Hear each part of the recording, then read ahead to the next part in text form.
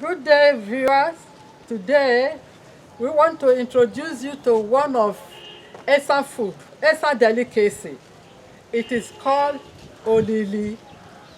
Olili grows on a big tree. This is the leaf of the tree, and over there you have the fruit, the plum, when it is on the tree. When it falls down, when it's matured, it turns to purple, dark purple.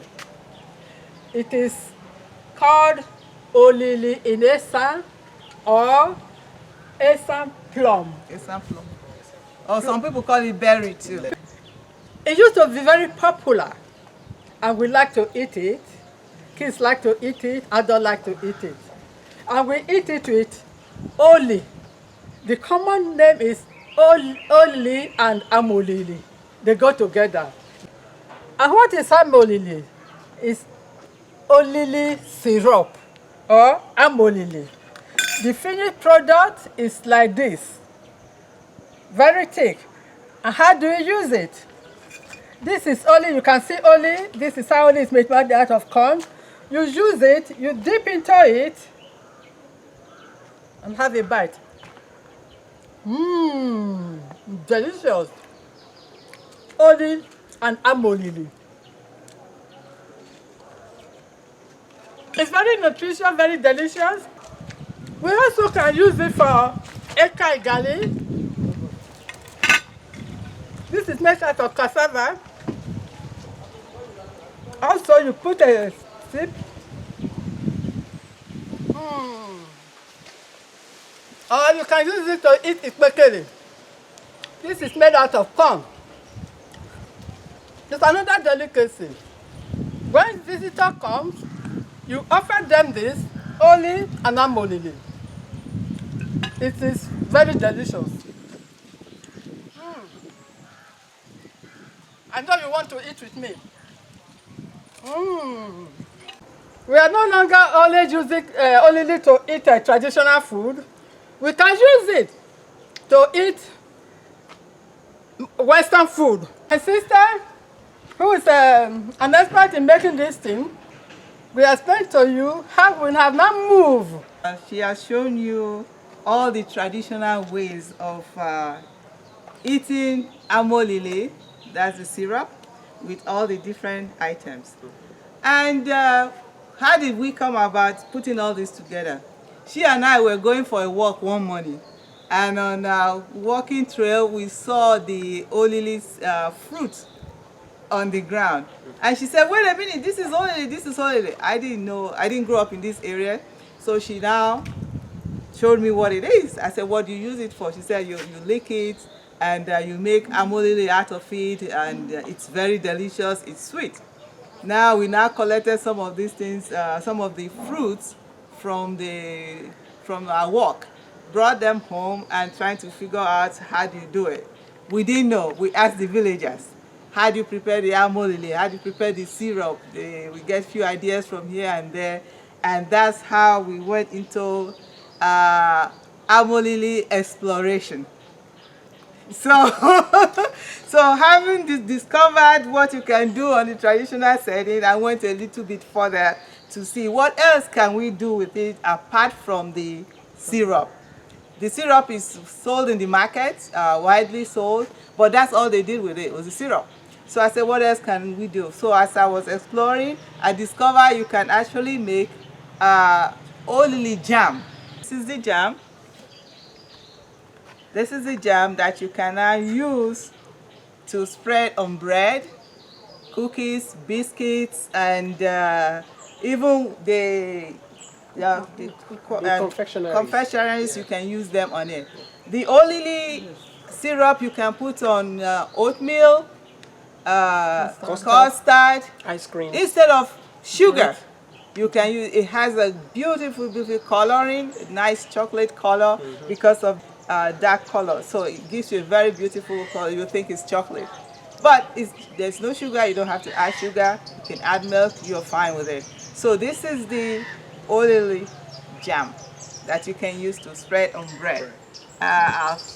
Okay, now let's see what else. And then other things we found you can do with this.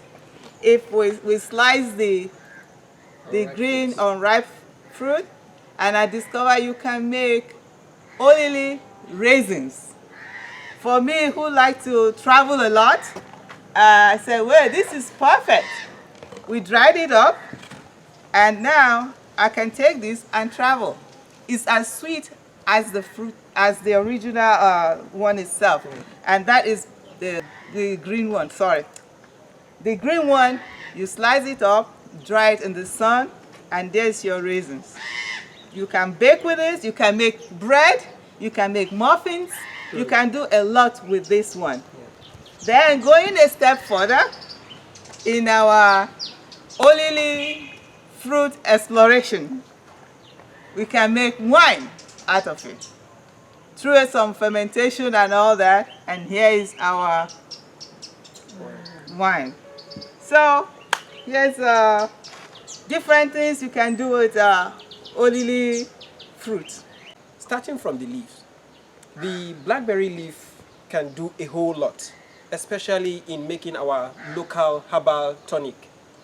These leaves can be mixed with our local plants, say the other agbo plants, herbs, in making agbo, and it can help a lot in meeting one or two healing process in our bodies, in our systems. You see, this plant from the unripe stage contains what we call fructose. The fructose comes in not at the ripening stage, but at the unripe stage. That is why we can produce resins out of it, even at the unripe stage. When you cut it, you begin to feel the fructose, the sweetness in it. So that shows that this plant is highly rich in fructose. And there are a whole lot of other things that can be made from the blackberry, African blackberry plant. As we can see right here, we have the syrup, which can be used even in drug making. You can also mix it up with a whole lot of things, even for animal feed. The waste that we're gotten from it can be used for animal feed. These days you find dogs eating a whole lot of things. Things like this can be mixed up with dog feed, cat feed, even fish feed, and given to animals. Our livestock will, yes, because it contains fructose, and our animals also need fructose for their well-being. Then down to the fermentation. This is a very big industry in Nigeria, the fermentation industry. Distillers and all what you have out there. If we really utilize this crop, there are a whole lot of benefits, a whole lot of factories that can be associated with this crop. Unfortunately, it's a neglected crop, and these days it's even going extinct. In the big forests are being sold out, and the trees are getting cut into making wood for fuel, firewood, and all of that.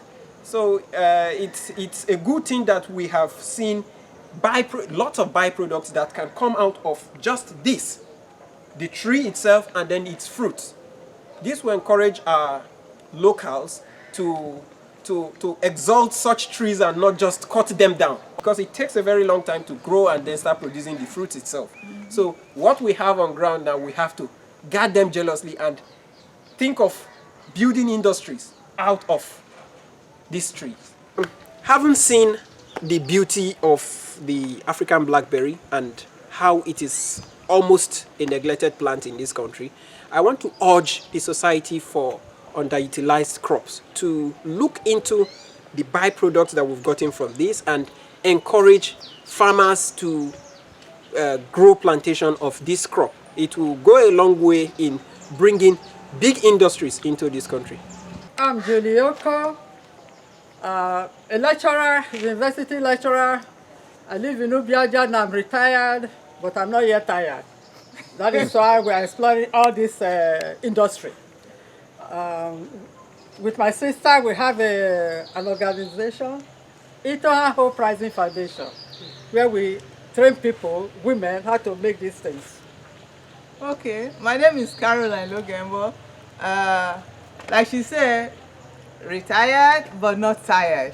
And I'm just here because of the lockdown. I spent the last almost 6 months here, but it's been an exciting 6 months exploring the nature, exploring Esanland, Atubiaja, and the environment. It's been really great getting to know the richness and the beauty of the African land. It is so, so rich, and I'm glad to be able to explore it. I'm Joshua Ehis Imomion. I am a plant pathologist and I work with the Federal University of Agriculture, Abeokuta. We're all here. Currently, we're at home because of the lockdown and the pandemic, and it's been nice to see that nothing really goes to waste. This plant has really shown that everything in it, starting from the leaves down to the seeds, can be used for food and for the betterment of humanity.